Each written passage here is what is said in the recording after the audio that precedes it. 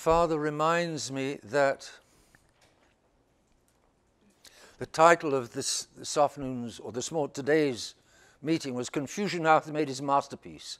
That's a quotation from Macbeth. Macbeth is a drama by a very great dramatist who understood a lot of life. Shakespeare. He was a Catholic. He was a Catholic, but a disguised Catholic. If he'd been an open Catholic, he could have lost his head. So it's disguised. The Catholicism is disguised in the plays, but it's there. And the moral structure of the plays is there. For instance, Macbeth, very famous play. Macbeth has, before committing his first murder, he has tremendous qualms of conscience.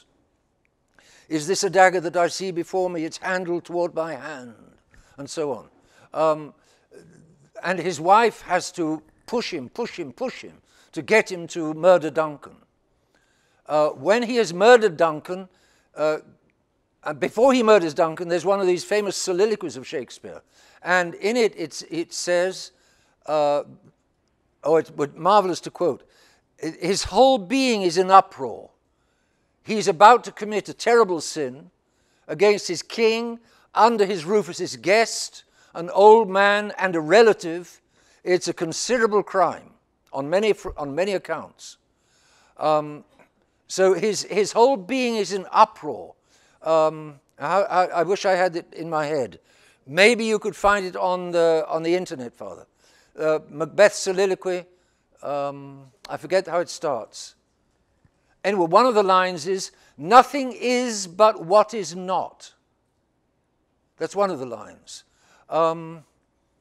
Is this a dagger that I see before it handle before me? Is this a dagger that I see before me? Maybe the first line. And Shakespeare, in Julius Caesar, Brutus has the same thing, the same kind of experience. And Shakespeare portrays it with there's a storm taking place. And the outer storm corresponds to the inner storm as Brutus and Macbeth are contemplating the overthrow of order by a terrible sin. Shakespeare has it all.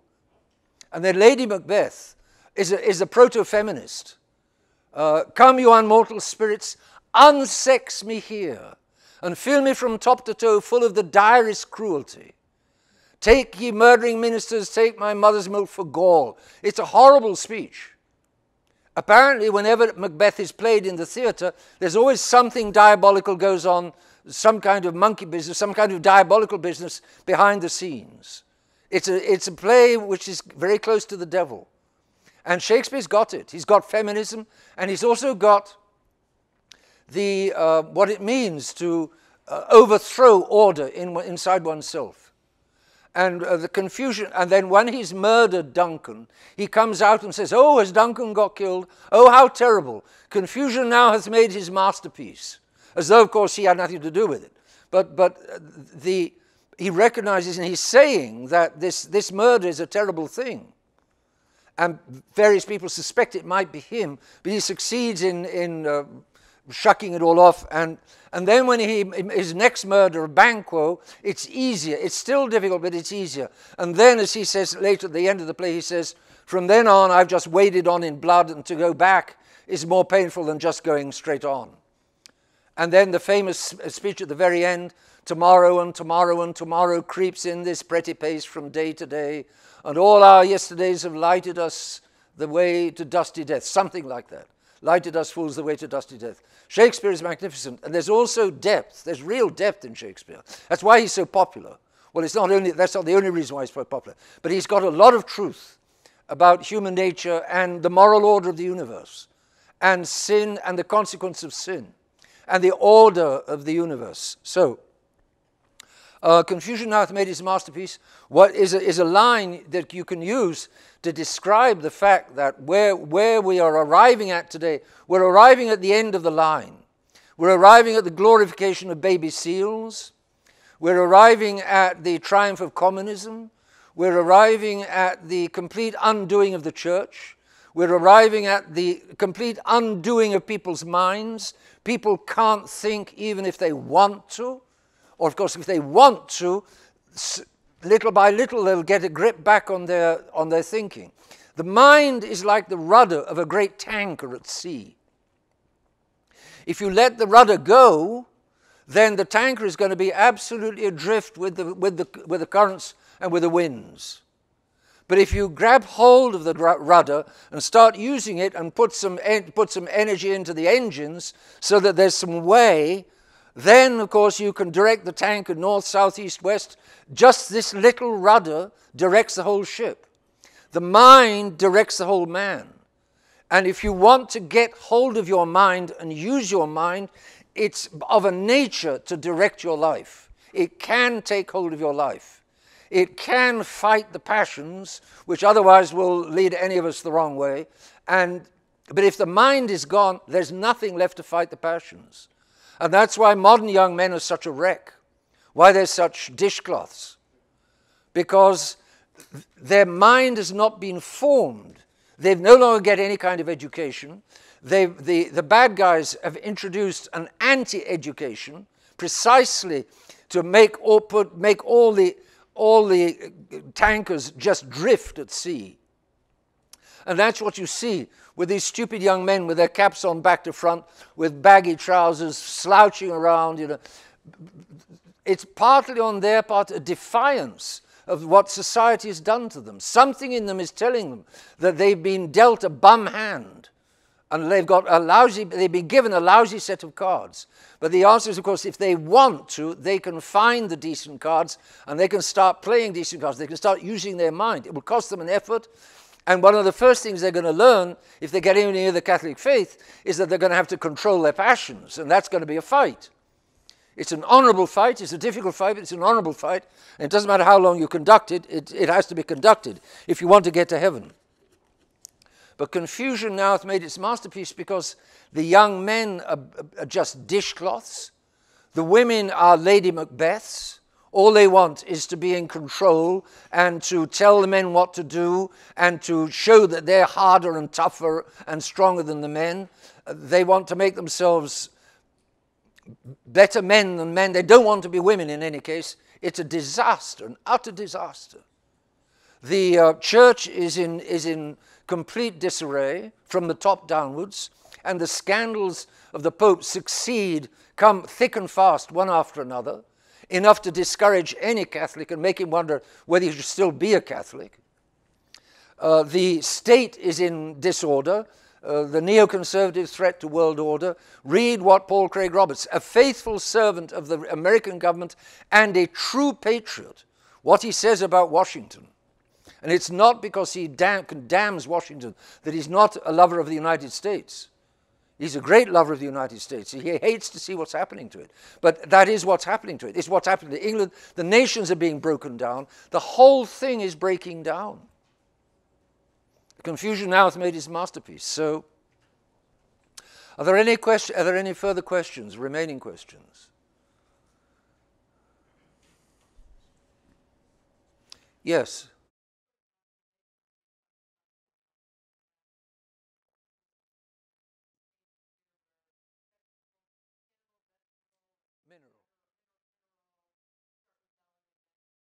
Are made to rebel against man.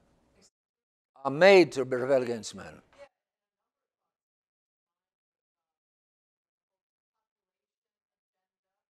Oh yeah. Exactly. Yep. Yep. Yep. That's it. All of that.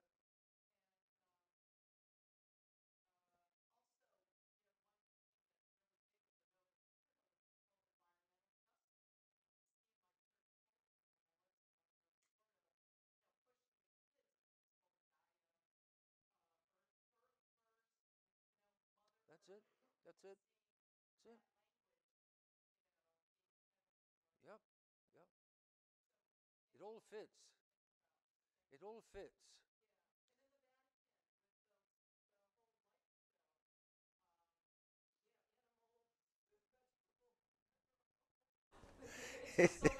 It's insane. Absolutely insane. So it's going to get worse. The madness is piling up, and you've got to protect yourselves. You've got to protect your heart and mind against it. And I'm absolutely convinced the best protection is the rosary. If God told us to walk around the building 3 times a day on our hands and said that that's what would get us to heaven, that is what would get us to heaven, and if we had to be held by the feet, it's what we'd have to do. You know, but he doesn't say that. What he does say through his mother is pray the rosary. That's it. That really is it. So and it's easier, 50 missions a day is easier than you think. And it's very strong. And I'm convinced it's an absolute antidote to the madness all around. Our Lady says it. You know, and she just protects. She's got the power to protect, the God-given power to protect, and she protects. And we put these prayers in her hands, and she can go to her son and say, my dear son, here are these souls wanting what you and I want. Please give grace. And our son will do so. He will give grace when his mother asks. And his mother will ask when she has these requests coming up from ourselves. So it's a classic answer. There's nothing new or original about the rosary, but it was given by God to St. Dominic in the early 1200s or the late 1100s, right back at the best period of the church. And it's been, all of the saints ever since have recommended and used the rosary. It goes through the Mother of God. And with going through her, she's like a funnel in the top of a jerry can. The jerry can is her son, and any prayer that goes through the funnel is bound to arrive at the jerry can. You try putting gasoline in the jerry can without the funnel, it can splash all over the place. But you go through the mother, it all arrives at the son. So there's various ways of explaining the power of the rosary. That's a modern way of explaining the power of the rosary. But in any case, the important thing is to pray the rosary. The situation is not hopeless. It's going to get even more desperate, but it's up to Catholics to have the answer. And we have the answer because God is reality. He's not kidology or wishful thinking. He is reality. He is what it's about. We're meant to be going to heaven. Men, out of their pride, and the devils, out of their pride, get in the way and try to distract us and send us all off to hell. But the rosary, of course, was also humble. And humility is the great antidote to pride. And therefore, either you pray the rosary and you break down your pride, or you rebuild your pride, the rosary. Oh, that silly little thing. Out of pride you will scorn the rosary, or out of rosary you will dissolve your pride. One or the other. So it's very much to be recommended. What else? I was saying read. Read. If you don't read, if you don't keep your mind turning and thinking about what's going on, because the situation is evolving every day, and you need to keep up, so to speak. Keep up with politics a certain amount, keep up with what's going on in the church a certain amount, keep up a certain amount, keep up enough to realize that, that Almighty God is the bottom line. He is always the bottom line, he's always going to be the bottom line. And don't get distracted by this world, which tries to persuade us in 1,000 different ways that God is no longer of any importance. And that's how the world behaves today, and that's how it tries to influence us to behave. So read in order to see how the fight for the faith is developing. And the survival of the faith is what's most important. The quote-unquote resistance. You've got a good pastor in Father Sendekas, if I may say so. Pray for him, because the devil will be after him. If the devil can make a layman fall, the layman falls. But if he can make a priest fall, there's often many more souls that fall with him. And a bishop even more so. So pray for your bishops and for your priests. But in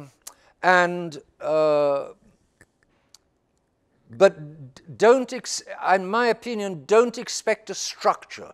You would like a structure. You would like an organization like the Society of St. Pius X. I don't think it's possible. I don't think that, I think it's very difficult today to build a seminary. There's just, minds are disintegrating, hearts are disintegrating. There's no straw, you're not going to be able to make a brick. That's my opinion, that's my impression. Maybe tomorrow, maybe somebody other than me is capable of it. I don't feel capable of putting together an organization today. I just don't feel capable of it. I don't think, if the Pope, now this is one thing that I said and that shocks people, if the Pope asked me to go to Rome in order to found a traditional congregation, if he was doing it when I knew that he was really wanting a traditional congregation, I'd go like a shot. But if he was doing it in order to deceive me and to play me on the line, then no. So when I say that, what I'm assuming is that the Pope would be genuine in wanting something traditional. Then I would do my best. Because I think he is the Pope, despite all his nonsense. And if I had the clear proof that he was not talking nonsense when he wanted something traditional, I'd do what I could to serve him, because I'd be serving God through him, because I think he is the Pope. Nobody else is the Pope, as far as I'm concerned. There's an argument that maybe Benedict XVI still is. There's something to be said, it's Father Kramer's argument. It's not a bad argument, but I still think it's probably still Francis. So, because there's lacking authority. And when the Pope's authority is dissolved by his talking nonsense, because authority exists to serve the truth, and when it's not serving the truth, it's not authority functioning as authority, at least in the church, because church authority is there only for the truth. When the authority is not serving as authority, you know, but if the signs were that the authority in him was coming back in line with our Lord Jesus Christ, with tradition, I would do what I could.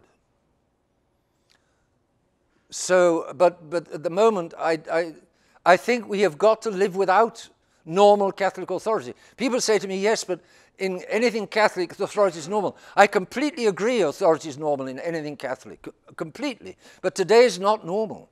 Today is a very abnormal situation.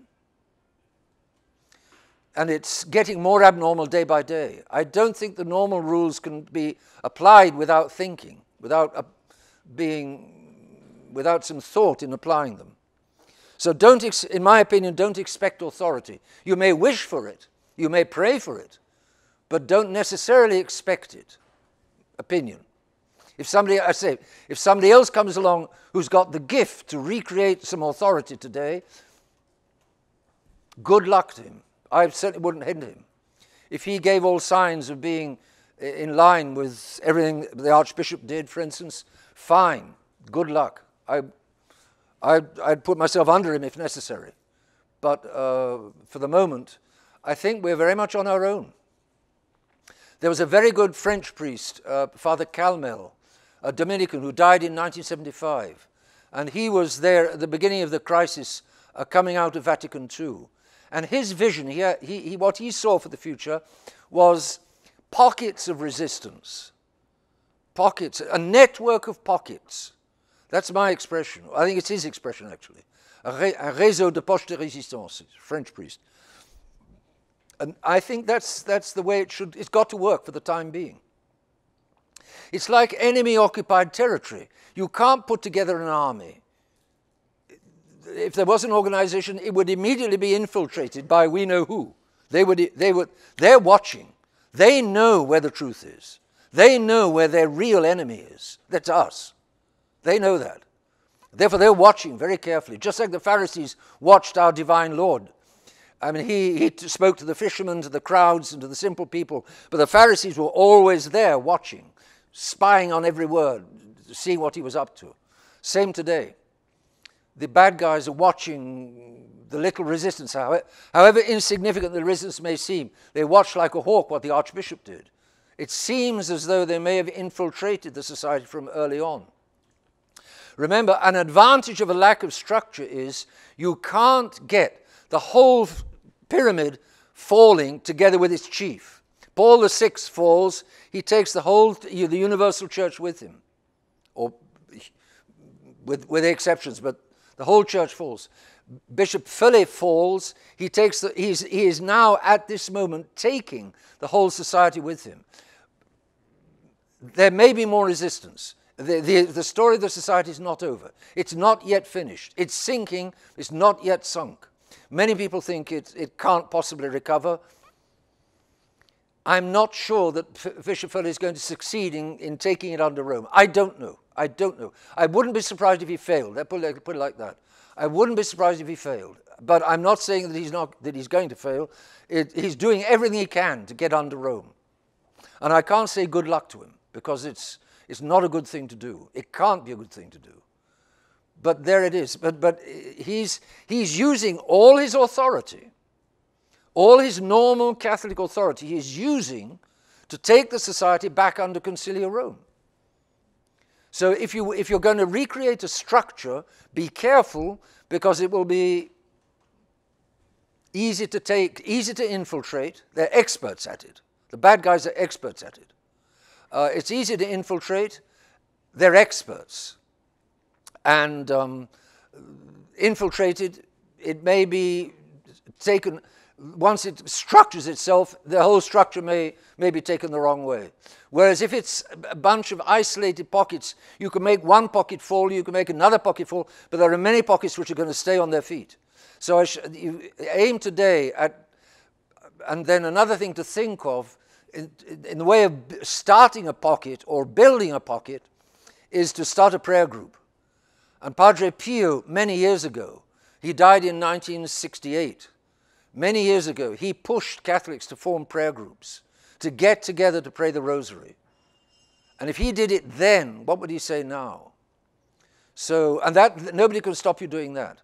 The police state can't stop you can't stop prayer groups. The communists did. The communists broke into homes when they suspected there was a prayer group and smashed it up, taking, people off to prison and so on. We're not yet there in the United States or in the Western nations. There's still some liberty to practice the true religion. It's diminishing all the time, but while there is still some liberty, make use of it to start a prayer group. Do it very quietly, very humbly, gather a couple of friends, and then pray seriously. 10 mysteries, a good coffee clatch, and then another 5 mysteries, and then everybody goes home. What it takes, whatever it takes. And no straw fires, no tremendous enthusiasms, tremendous explosions, tremendous build-ups, and then a deflating collapse. So that's not a good idea. It needs today steadiness and strength, steadiness and quietness. I think that's what matters. Any other questions? Yes. Please, could you clarify Archbishop Lefebvre's position vis-à-vis rapprochement with Rome? Yes, that's here. What precisely was the Archbishop's position vis-à-vis rapprochement with Rome? Well, I know exactly what it was. Right until the last moment, he wanted Rome and wanted to give Rome the opportunity to encourage the society's defense of tradition. He didn't insist that the whole church would take over tradition the following day. That's stupid. But he did say the least Rome could do was say, yes, okay, what you're doing is okay. It's not what the rest of the church is going to do. It's not what the rest of us believe in, but okay. And just with that approval by the church, the Archbishop would have gone on with the approval from Rome. But what happened in reality was that right up until the last moment, he also had to, the society was playing a great part. God didn't need the society. God doesn't need the society. God needs none of us. But he does use some of us. And he was using the society as the spearhead of the defense of Catholic tradition. Catholic tradition must be defended. Our Lord says in his Passion, if the Pharisees say to him, get those children to shut up making that silly noise. Our Lord said, if I make these shut up, the very stones of the street will cry out. Meaning, the truth has got to, somebody's got to say the truth. In the universe belonging to God, created by God and belonging to God, God's truth has got to be said somewhere by somebody. The truth cannot be completely silenced. Then the devil would have run over God's creation. So the truth has got to, the society was playing a large part in the defense and in the expression of that truth. So the society had to go on. He had a number of priests. He was approaching his death. He died actually 2.5 years later. But in the summer of 88, he was approaching his death. And so he said, I've got to make some bishops, because only with bishops can the society continue with the ordination of priests for the laity. He said, I've got to ordain. I've got to consecrate. So he went to Rome and in May of 1988, and he did his best to get the Romans to agree to a consecration. And the Romans played him along. Ratzinger played him along. And the Archbishop went full 9 yards. He went 9.5 yards. He recognized afterwards that he'd gone too far. In the protocol that he signed on the 5th of May of 1988, he'd gone too far to make a deal acceptable to the Romans. It was too far. Nevertheless, that was how much he wanted the Romans to just give approval to the consecration of a bishop so that the society could continue. So you can see there are two things. He wanted to stay within the approval of Rome, but he wanted even more to ensure that the truth would continue to be told. So he gave the Romans the ultimate chance, and then the Romans said to him, the Archbishop said, well, consecrate one bishop. In this summer, there's nobody around in Rome in the summer. In the autumn, that's a bit soon, not so sure about that. At Christmas time, that's a bit far in the future. Then the Archbishop realized that Rome was playing him along. And although that same day, I think, and after Ratzinger had been playing him along, I think the signature was probably after that. But when he then slept, he then spent the night from the 5th to the 6th. He spent a bad night. He realized he'd gone too far. And so on the following day, on the 6th, he then sent a messenger into Rome with the message, I'm taking back the initials. He only initialed an agreement. He didn't sign an agreement. A protocol you initial. This is the draft of the agreement. And the draft, there's nothing wrong with taking it back. And he took it back the following day. And from then on he said, all right, now I'm not only going to consecrate one bishop, I'm going to consecrate 4 because the society needs 4. 1 North America, 1 South America, 2 in Europe. And that's what he did. Does that answer your question? Well, I've been told that what's going on now with this bishop play in the rapprochement is what the bishop would have wanted. No way. No way, no way. Once he had the proof is this. Once he'd consecrated, once he'd taken that decision, his mind cleared of trying to go along with Rome. He saw who the Romans were and what they were up to. They were tricksters. They were not to be trusted. He had suspected this for a long time. Here was the final proof. September, well, yes. Christmas, no, I don't think so. That's it. That's it. They're playing me for a sucker. He didn't say that, but that's what he meant. And so and from then on, he said, from now on, it's not a question of diplomacy anymore. From now on, it's doctrine. The doctrine that he had never abandoned, that he had pushed pretty far. He pushed diplomacy as far as he could, and a bit too far. But nevertheless, he never really abandoned the doctrine. To that doctrine, he then came back and he said, from now on, it's I who call the shots. He didn't say that in a spirit of pride. It was a spirit of, these characters don't understand the truth. They don't understand doctrine. Doctrine is what they must understand. And if they want to talk to me, they're going to have to talk on the basis of accepting the great doctrinal declarations, Pascendi, the syllabus, Lamentabili, and so on.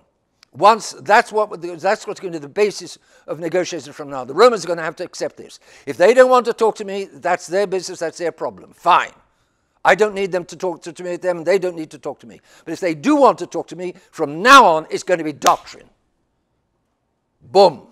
And that was the position he held clearly until his death. Rome has got only worse ever since the Archbishop's days, and therefore, even more than ever, the society should be not talking to these tricksters. You don't sup with the devil unless you've got a very long spoon. And Bishop Foley has absolutely not got a long spoon. He's got a short little spoon. Oh, how nice. He's like Little Red Riding Hood going and flirting with the big bad wolf. That's what he is. I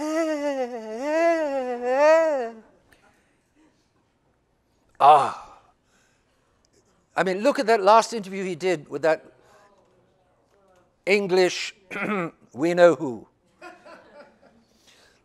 I mean, really, how could he let himself into that? I think it was probably imposed by Rome. The Roman official said, if you want to come in with us, you're going to have to submit to this interview. And the interviewer just tore him to pieces. Because the interviewer knew he could do it. Because he knew beforehand the weakness of Bishop Foley. And his weakness is that he's got no doctrinal stand. All he wants is to get in with these characters. So these characters call the shots. The Romans call the shots.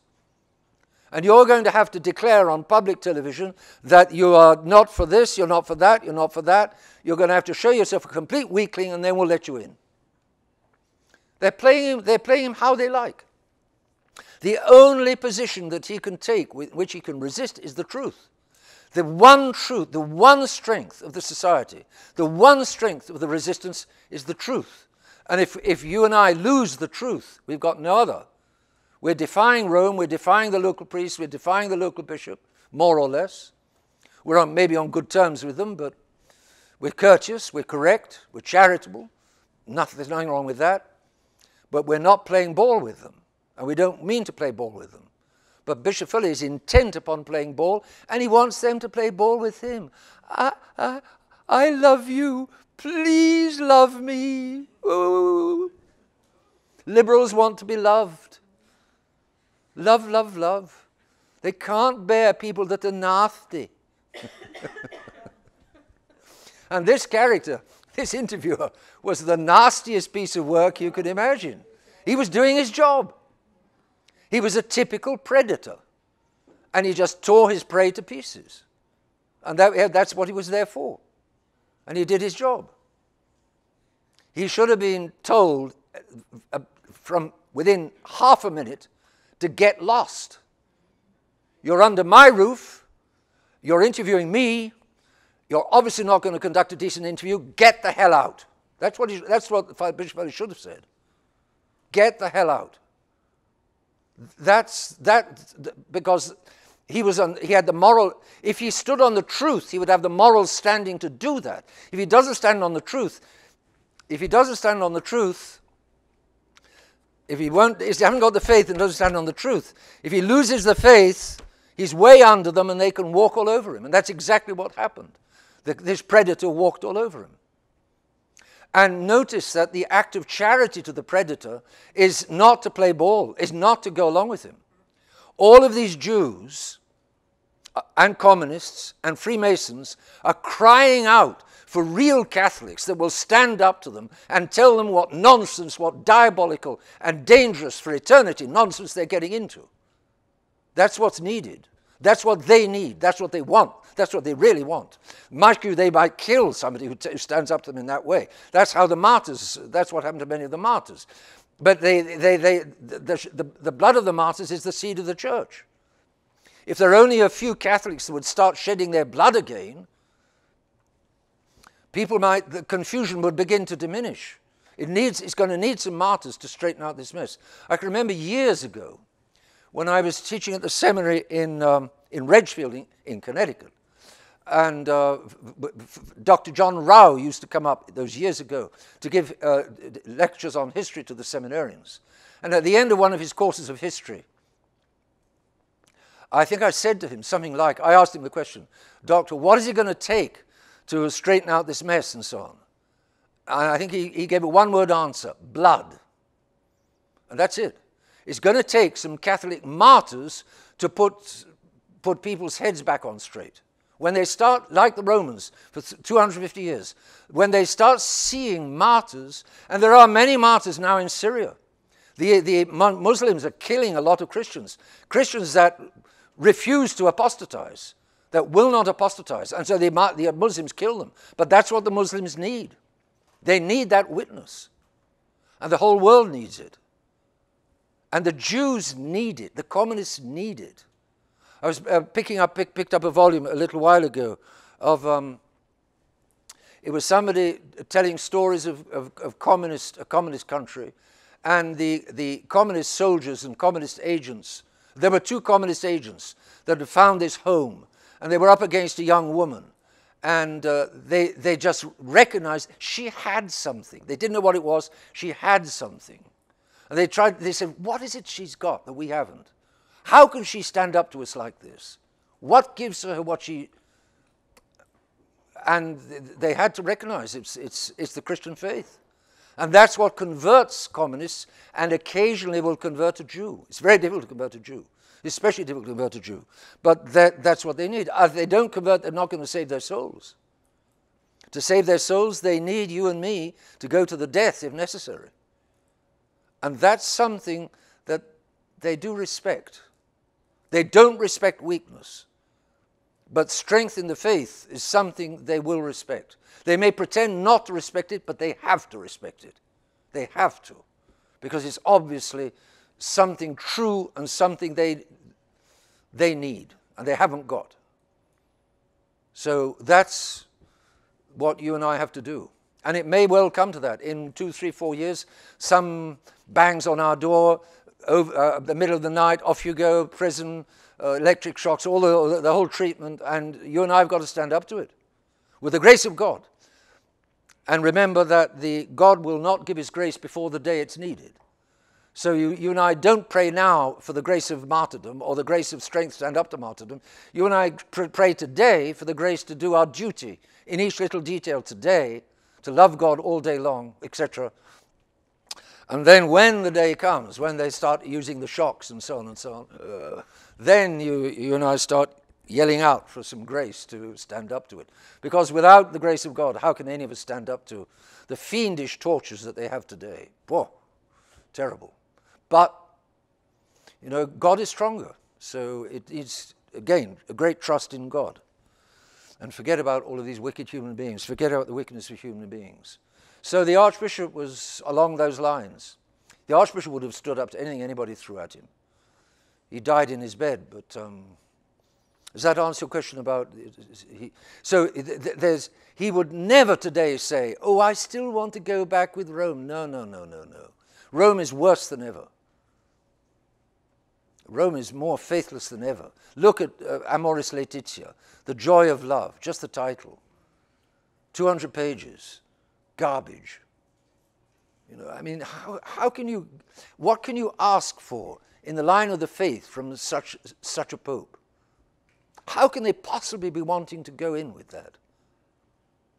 Just at the moment when it seems that things are getting closer and closer towards union, that's just the moment when he comes out with this garbage. No, the Archbishop would never have gone along with that. Never, never, never. No, they're tricksters. They're lying when they pretend that the Archbishop would be doing what they're doing. Right up to 88, he did everything he could. He held out a perch. Tweet, tweet, little Roman birdie, don't you want to come back to doctrine just a little bit? No, no, no, no doctrine. Just going along with the modern world. Oh, no thanks, said the Archbishop. How many of you know The Walrus and the Carpenter from Alice in Wonderland? That's an old English classic. Look it up. Alice in Wonderland. It's a poem.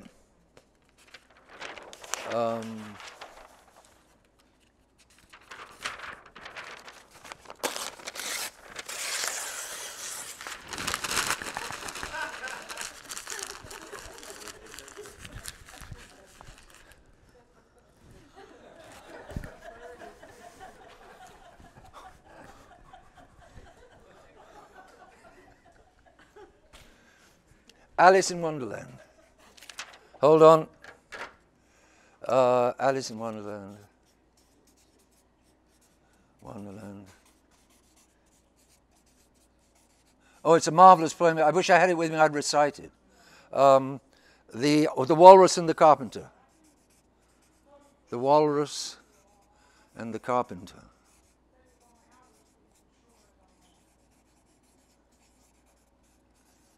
The scene is a beach, and the sun is shining, and it's a lovely day, and there's an oyster bed with lots of lovely, nice little oysters, and there's an old, grumpy oyster amongst them.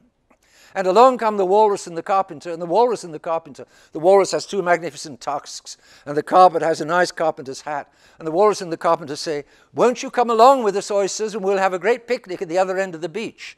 "Oh, yes," say the little oysters. "Oh, yes, oh, yes, oh, yes."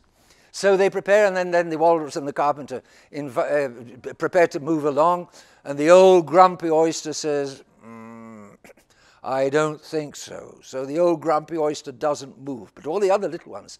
And when the other little ones all get to the end of the beach, and they say to the Walrus and the Carpenter, "Well, now, are we going to have a picnic?" "Yes," says the Walrus. "Yes." And what's going to